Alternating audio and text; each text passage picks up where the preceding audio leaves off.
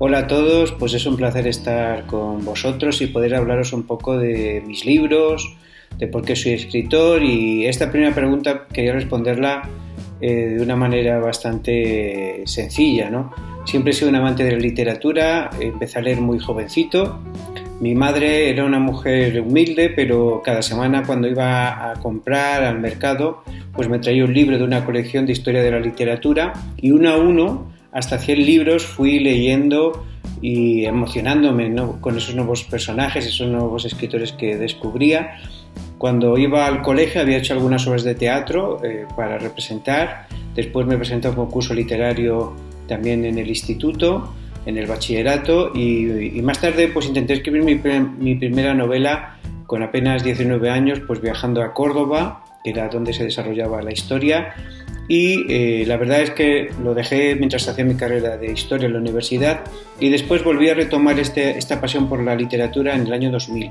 Publiqué mi primer libro, que era un ensayo histórico de la universidad sobre la política religiosa de Felipe II, un rey español, y a partir de ahí intenté durante 5 años, hasta el 2005, publicar mi primera novela. Todas las editoriales me rechazaban y la verdad que me di cuenta que me faltaba pues aprender a expresarme bien por escrito, saber desarrollar los personajes, la literatura, y gracias a eso, a esa formación que me autoeduqué con ella, pues logré que aceptaran mi primer manuscrito, Conspiración Main, que curiosamente es un libro que salió en polaco en el año 2007, mi primera obra, y a partir de ahí empecé a publicar novelas con diferentes editoriales y ahora mismo estaría rondando los 70 libros. He publicado novela policíaca, novela histórica, biografía, libros de historia, de autoayuda, un montón de diferentes tipos de literatura. Pues eso es un poco mi trayectoria como escritor.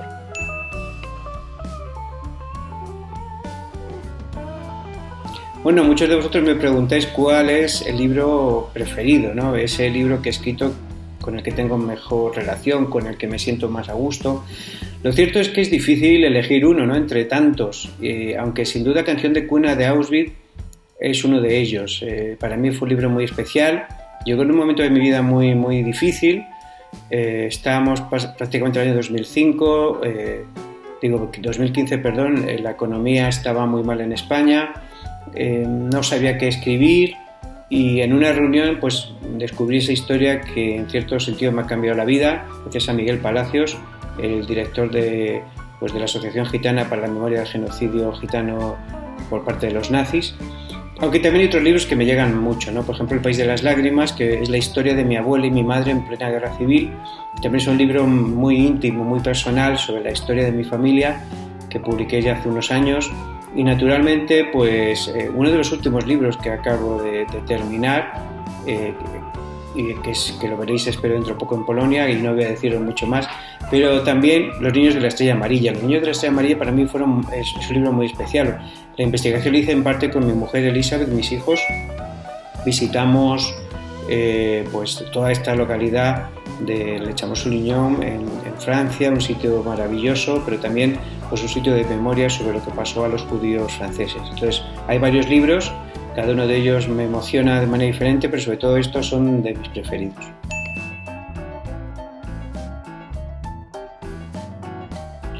Para mí escribir un libro es un acto maravilloso, ¿no? Me encanta escribir, soy un fanático de la escritura, escribo muchísimo al año, a veces 3, 4, incluso 5 o 6 libros. Por tanto, disfruto mucho en todo el proceso. La investigación me apasiona, sobre todo cuando puedo ir a los sitios físicos donde estás haciendo las cosas, emocionarme viendo pues los escenarios, los lugares donde mis personajes pues vivieron su aventura y su drama también en muchos casos. Naturalmente me gusta mucho pues un poco en los propios libros, en los ensayos, en las investigaciones que han hecho otros, ir indagando sobre esos personajes míos, el sumergirme en un archivo, y también me gusta mucho el proceso de la escritura. Disfruto pues emocionándome yo mismo, ¿no?, mientras escribo el libro, mientras voy desarrollándolo, y al mismo tiempo tal vez la única parte que me parece más pesada y que me incomoda un poco más es la corrección. El tener que volver a repasar todo el libro varias veces hasta entregarlo a los editores. Pero bueno, disfruto mucho de todo el proceso y también disfruto mucho de la promoción, ¿no?, de poder anunciar, hablar a otros de por qué he escrito ese libro, lo que significa para mí. Por tanto, puede decirse que soy un adicto a escribir y por eso pues es mi droga, y cuanto más y más cantidad y más tiempo, pues mejor para mí. Espero que eso os pase a vosotros como lectores y que los libros se conviertan en algo muy imprescindible para vuestras vidas, que os llenan, que os cambian y que os transforman. Yo creo que eso es el gran secreto de la literatura.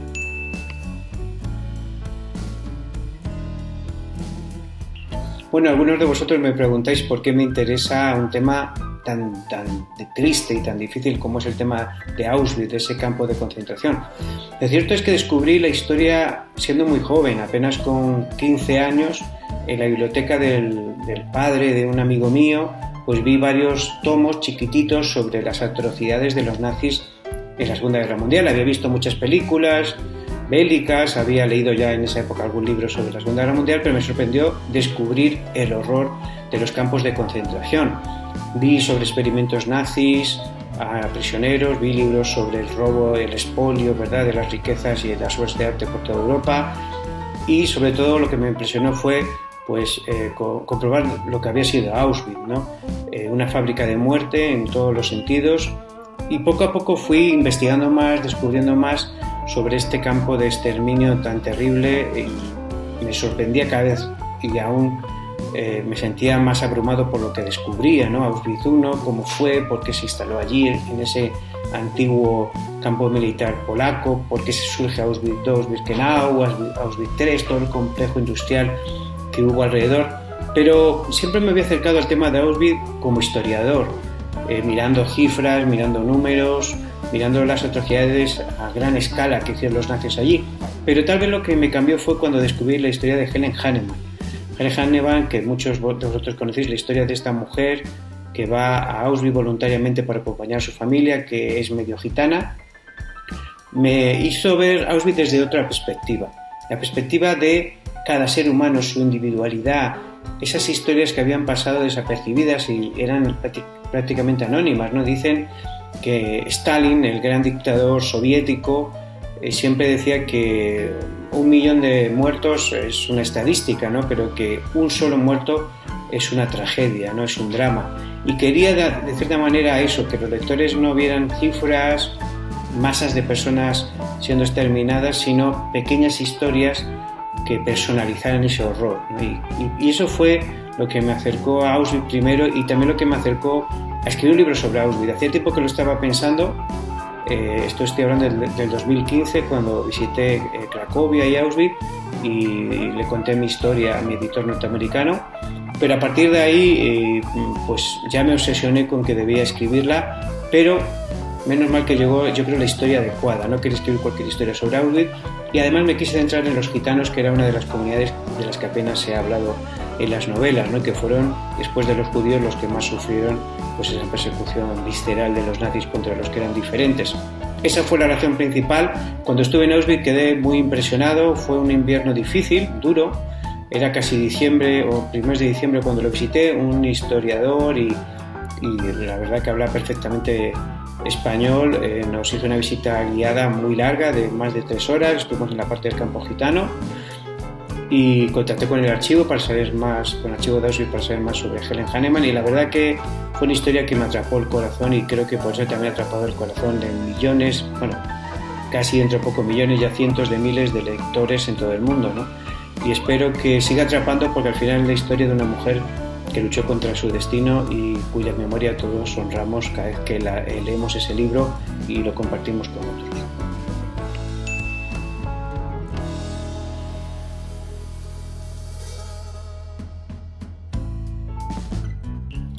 Bueno, voy a contaros un secreto, ¿no? Uno de los poderes que tenemos los escritores es cambiar el destino de nuestros personajes, ¿no? En cierto sentido nos sentimos como Dios, capaces de darles la vida, la felicidad, la muerte, la desgracia, el deshonor, y en muchos casos lo hacemos, pero en el caso de Helen Hannemann y su familia yo no podía cambiar el final no lo elegía yo, era el final de su verdadera historia.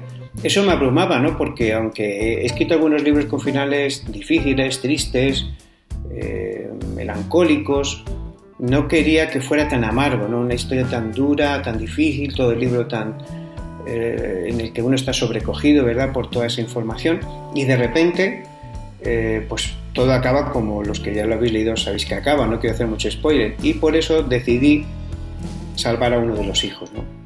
Un poquito un rayo de esperanza en medio de tanto horror. Ese método en el que describo cómo ese niño escapa es un método real. Hubo un niño en Auschwitz que escapó de una manera parecida, sobre todo cuando se estaba ya prácticamente vaciando el campo de concentración. Un niño que precisamente criaría luego un hombre español, de origen español. Y por eso quería dar ese rayo de esperanza. Al final del libro explico que no es real esa fuga, pero fue más que nada un poco una especie de rebeldía, de rebelión contra la realidad, ¿no? Contra el duro sufrimiento y la triste historia de Helen Hanneman y su familia y de otras muchas que también fueron exterminadas en Auschwitz. Bueno, pienso que la gente joven actual, la generación actual, tiene pues el poder de información que nunca ha tenido una generación antes, ¿no? Yo tenía que ir a las bibliotecas de barrio, en mi barrio, al principio cuando era joven, 17, 18 años, no había ni una biblioteca pública, lo abrieron cuando ya casi me iba a casar. Íbamos a una pequeña biblioteca que tenía un banco, que era con el de obras sociales, esa biblioteca en un sótano de un edificio, y ahí pues accedíamos a X números de libros, ¿no? Mientras que ahora toda esa información está al alcance de todo el mundo. Libros de todos los idiomas, de todas las bibliotecas mundiales, y no solo libros, artículos, vídeos. Es una gran ventaja y un privilegio para la generación actual. Tal vez el gran problema no es la información. Esta generación tiene más información que nunca, sino cómo discernir qué parte de esa información es real, cuál es ficticia y sobre todo cuál es mentira, ¿no? Y se intenta manipular con ella a la sociedad. Por eso es muy importante que sobre todo esta nueva generación sepa distinguir dónde elegir la información y cómo contrastarla, ¿no? Hay mucha información sobre Auschwitz, la propia página de Auschwitz es muy buena y te puede informar mucho de lo que sucedió allí. Hay archivos históricos y muchas maneras de alcanzar lo más cerca de la verdad de lo que ocurrió en aquella época, ¿no? Tal vez el problema está en que hay tanta sobreinformación que nos llega desde tantos puntos de vista y lugares distintos que es muy difícil de discernir, de saber cuál es verdadera y cuál es falsa, ¿no? También es cierto que el tema de Auschwitz y otros temas sobre la Segunda Guerra Mundial en los últimos años sí han estado pues de nuevo más vigentes, pero que hay generaciones que no saben nada, ¿no? De hecho, cada generación nueva tiene que aprender lo que sucedió y por eso incluso a los niños y a los adolescentes es bueno que poco a poco les vayamos introduciendo en este mundo terrible pero real de cómo fue la Segunda Guerra Mundial, de lo que supuso para muchas minorías, ¿no?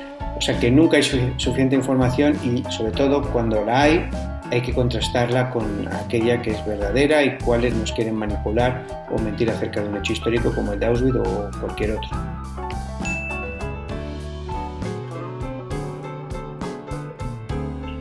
Bueno, pues imaginaros, ¿no? Después de escribir Canción de Cuna de Auschwitz, que fue una historia tan impactante, primero para mí, cuando la descubrí, cuando la investigué, cuando luego la desarrollé, luego tenía otro objetivo aún más complicado, que era qué escribir después. Me acuerdo que le decía a mi mujer, bueno, ¿y ahora qué escribo después de Canción de Cuna de Auschwitz? Me parece que cualquier idea es pequeñísima e insignificante comparada con esta historia tan increíble.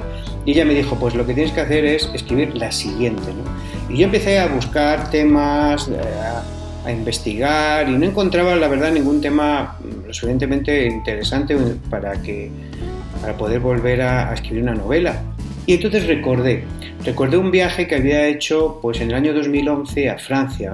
Me pasó una cosa muy curiosa, casi sorprendente. Un día recibí una llamada en casa diciéndome que me invitaban a una semana con todos los gastos pagados a Francia, a París y luego al sureste de Francia y la zona de los cercanos a los Alpes. Y dije, bueno, ¿y esto? Y era Casa Sefarad, la casa judía en Madrid, que invitaba pues a veces a escritores, a líderes religiosos, a periodistas, para que conocieran cómo ha sido pues la persecución de los judíos a lo largo de la historia, ¿no? Bueno, fui a París, conocí la Shoah en París, me emocionó pues ver un poco todo lo que había pasado a los judíos franceses. Y luego la segunda parte del viaje pues era un viaje hasta la zona de Lyon y luego toda esa zona cercana donde, entre otros lugares, en el Champs-Élysées se había refugiado a niños judíos. Esa historia había quedado un poco en mi memoria y de hecho se hizo un libro de ese viaje que publicó una historiadora española llamada Eva Sierra, y pensando en qué historia escribir, de qué desarrollarla, pues en mi biblioteca justo aquí a la derecha había un libro blanco que era ese libro de ese viaje, y empecé a ojearlo y a recordar todo el viaje y dije, la historia de André Tocmé, de Le Champ-Solignon, esto es una historia que la gente merece conocer, ¿no? Una historia que solo un pequeño grupo conoce en Francia, no es una historia tan conocida, y es una localidad de apenas 5.000 habitantes que salvó a más de 5.000 niños judíos, ¿no? André Tocmé enseguida me emocionó como personaje real que sale en la novela, y quise desarrollar pues la historia de Jacob y Moisés, dos hermanos que van a escapar de ese París de agosto del 42, donde empieza a haber redadas ya generalizadas a los judíos, donde van a ser encerrados muchos en el velódromo, que era como una especie de estadio cubierto, en pleno agosto, un calor terrible, y como pues unos niños van a emprender un viaje emocionante a través de Francia. Es un viaje un poco iniciático, ¿no? Son niños que empieza uno de ellos el viaje más o menos con 12 años, va a acabarlo con más de 13, y es un viaje emocionante en el que ese niño va a madurar, y su hermano, y me inspiré un poco en mis propios hijos, ¿no? Que tenían esa edad cuando yo escribí el libro aproximadamente, y la relación que hay entre los hermanos, ¿no? Pero sobre todo es una historia sobre pues cómo nuestra familia es nuestra verdadera patria, ¿no? Ellos tienen una búsqueda incesante de sus padres por toda Francia,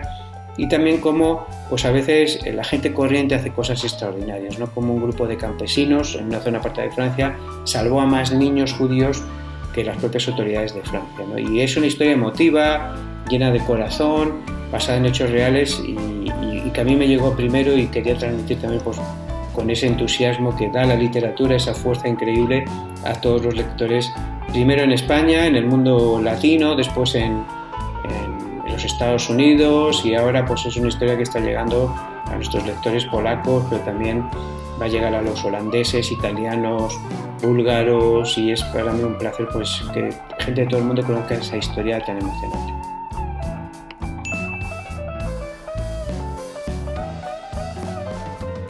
Bueno, ante la pregunta por qué pues leer Los niños de la estrella amarilla, ¿no?